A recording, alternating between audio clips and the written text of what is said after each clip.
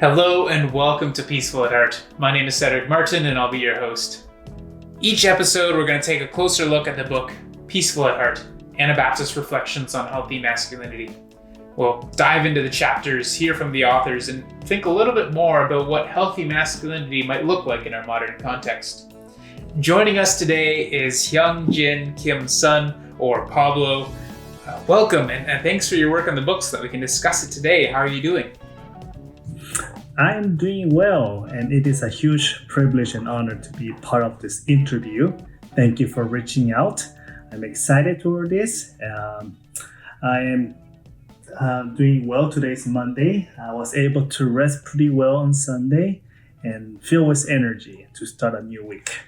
That's great. I'm really glad to hear it and glad that you're here. Pablo, I understand that you've recently started a new job. Could you tell us what that is and what you'll be doing?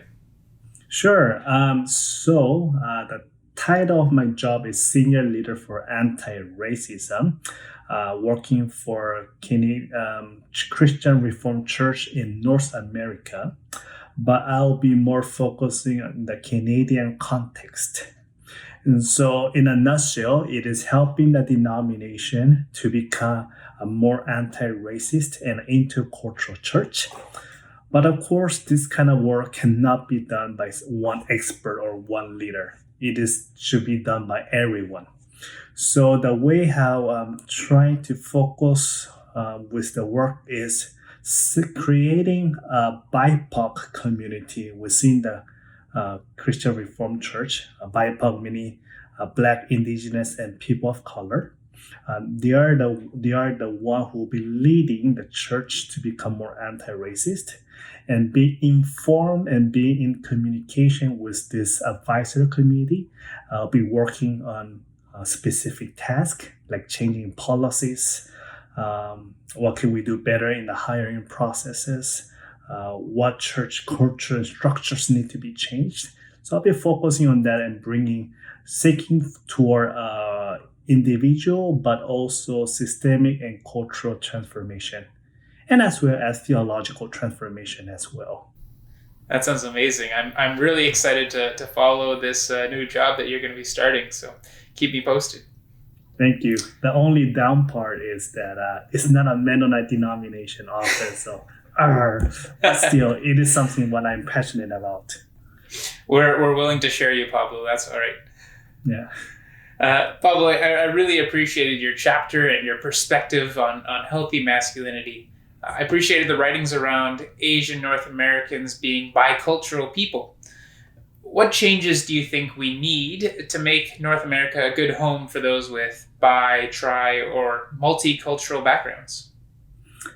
Yes. Well, I could provide several answers, but fundamentally, I think it's important to be, first of all, aware of how complex and complicated are the identity of tri or bicultural. Sometimes people call it a third culture kids, people from all these different cultures, and they are creating a new type of culture within themselves. And so just being aware about the complex situation and being able to empathize with them and understanding that compared to other people who have just been born and raised in one cultural context, these people are navigating with several cultural values and norms. And sometimes they are in a conflicting zones. And it takes a lot of thinking and reflecting to be done. And so sometimes it takes longer for them in their identity formation. And so just understanding that, being patient, knowing that sometimes this person can say one thing, but the other time could say another thing, to comprehend, understand that because this person is navigating different poles of cultural values, and just understanding that is the fundamental point of starting. And of course, creating their own space to dialogue. Also, I think will be very helpful if the society or communities could connect this younger generation with people who have already this tri and bicultural identities, and hearing the experiences and hearing the stories and how they were able to arrive into a healthy understanding of their identity will be very important. Yeah, absolutely. Mm. Pablo, I learned a lot from your section on military culture in South Korea. What happens when masculinity and militarism are so closely linked?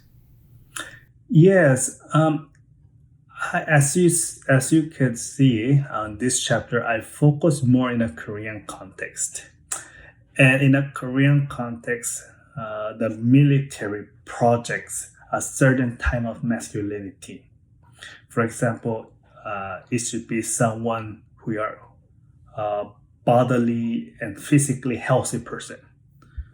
By selecting that, they are disregarding other people with disability or people who are physically weak, not seeing them as masculine enough. Also, they are projecting an ideology of this manhood that they should comply to the command of the superiors. Also, they are justifying the use of violence and creating this spirit of competition. And in order to be violent, you have to also be not in touch with your emotion. And so detaching yourself from your emotion and just focusing on that, you're creating a very destructive and violent image of manhood. And that is a partial result of this integration of manhood and the military culture in South Korea. And that ideology is so embedded in their drama, in their stories, in their K-drama. I don't know if you like watching K-drama.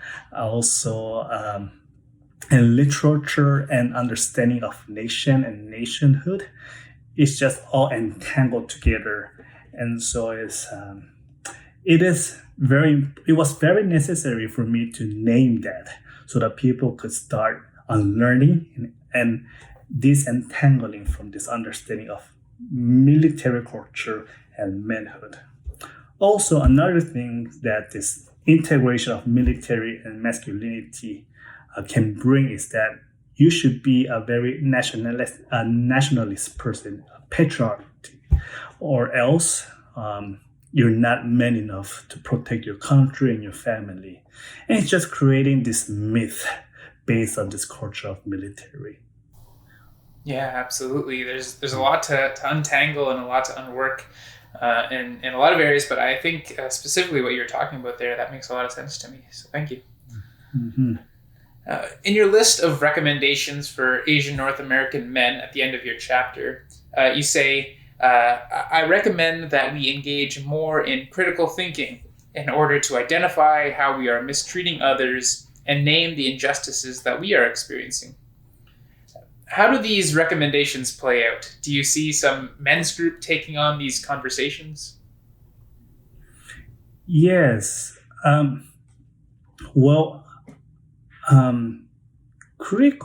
Critical thinking is important in everyone's life, but I'm bringing this understanding of critical thinking in order to form a healthy manhood identity, particularly for the Asian North American men.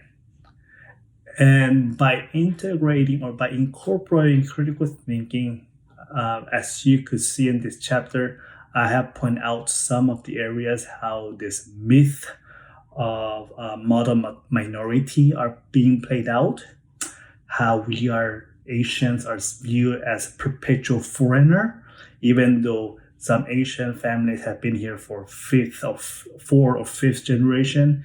They're generally considered as people who recently came to migrate to the US or to Canada. And also by incorporating critical thinking, is helping for men to identify how they are being complicit and being part of oppressing a woman, and how they are being part of patriarchy. And so all this, in order to see how they are being complicit, how they're being oppressed, I brought up this critical thinking as a way to understand all this complexity. And for specifically how this can be played out, I see this conversation happening among the Korean students who are studying at here Toronto School of Theology. Korean men who are studying theology and PhD and master degree, talking about the role of women in Korean immigrant ministries and how they are being neglected, how they are not being respected, and how their salary is very different from other male Korean pastors. And so by having this conversation and incorporating these lenses of critical thinking is helping this newer generation of potential pastors and leaders to reflect on how well they could be part of creating a better culture and better system among the Korean immigrant churches here in Canada. So that's one specific example. But of course, I'm sure there are so many other great examples out there and great conversation happening here and there. Absolutely, yeah. Yeah, that sounds like a great place to start. So thank you, Pablo. I wonder, what role does or can masculinity play in your faith and in the church? Yeah, this is a very interesting question. It's a loaded question. But I'll start with how this masculinity play in my faith first. Human being, Pablo can mean so many things. There are so many other social factors that really form my identity. And masculinity is one of those factors that is important for me in my formation of my identity and how I engage with other people. So the more I learn about Jesus, the more I learn about how Jesus has been the champion of nonviolent way about discipleship, that not only inform and influence and form my identity as Christian, but also my understanding of masculinity. So even though I was not born and raised in Korea, I have been this military understanding of masculinity is very deeply embedded within myself as well, because my parents have been exposed to that, my brothers have been exposed to that, and living and navigating in a society that has been embedded with this ideology, I'm also influenced by that, whether that's consciously or unconsciously. And so I have to also do the process of unlearning.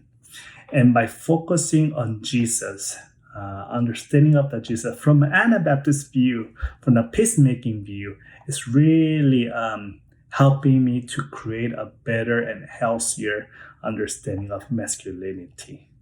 And so before, I thought that being a healthy masculine needs to be very tough, not be emotional, and just be rough person. But understanding of Jesus is really shaping me to be empathetic, to be in touch with your heart, expressing yourself to others, being vulnerable, trusting people, focusing on relationship. I have been developing on those areas through my understanding of masculinity, which is a very important part of my faith. As for the church, I'm not sure if I said this clearly on my chapter, but I grew up in a very violent church culture in Paraguay, where physical punishment was tolerated. And so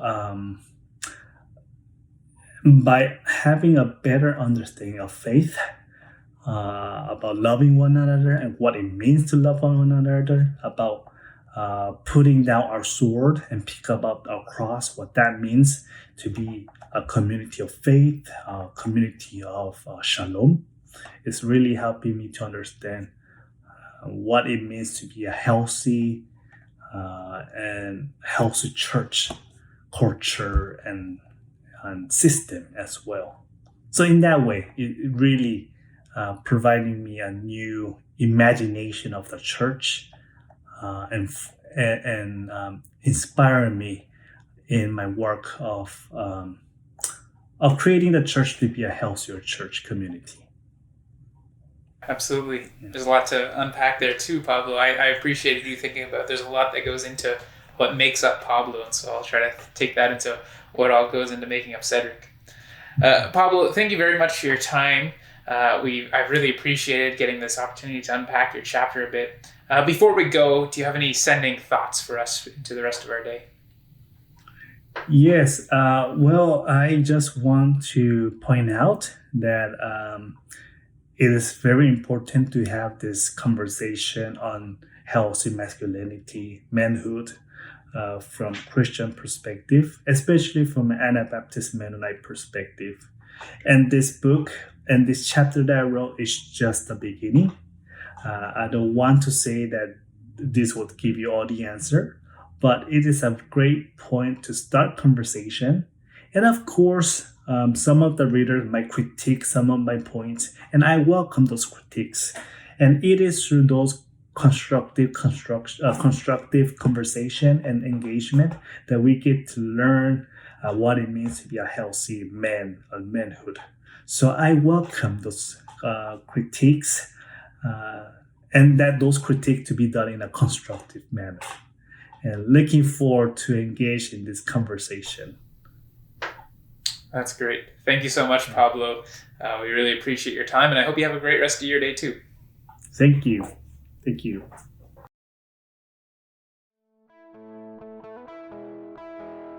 Peaceful at Heart was recorded in the city of Takaranto, the land covered by Treaty 13 with the Mississaugas of the Credit. This is the Dish with One Spoon territory. The Dish with One Spoon is a treaty between the Anishinaabe, Mississaugas, and Haudenosaunee that bound them to share the territory and protect the land.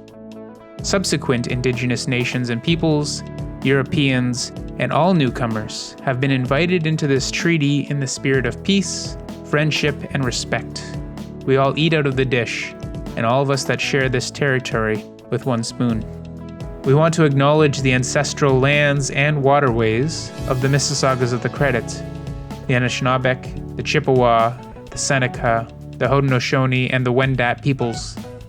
Takaranto is now home to many diverse First Nations, Inuit, and Métis peoples.